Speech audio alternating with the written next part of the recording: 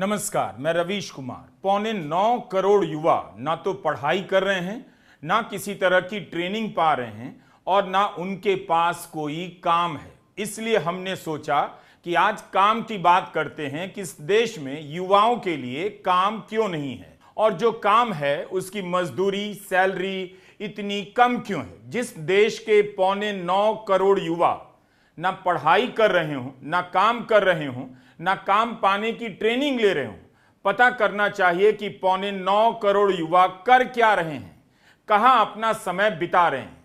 क्या ये वही युवा हैं जो किसी ना किसी बहाने धार्मिक यात्राओं में बजने वाले डीजे के पीछे नाच रहे हैं?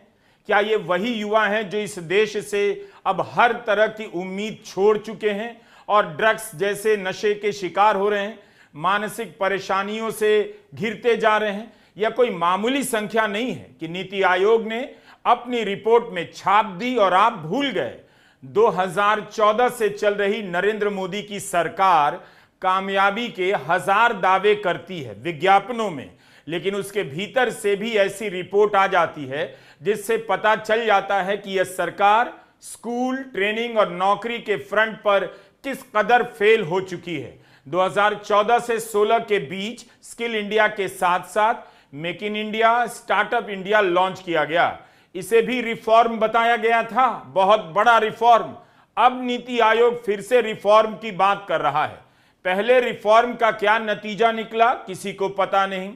यह सरकार रिफॉर्म के बाद रिफॉर्म, ट्रेनिंग के बाद ट्रेनिंग प्रोग्राम में ही अपना टाइम काट रही है और आप उलझते जा रहे हैं। 23 अगस्त को प्रधानमंत्री नरेंद्र मोदी ने अंतरिक्ष सेक्टर के 20 स्टार्टअप के सीईओ के साथ बैठक की।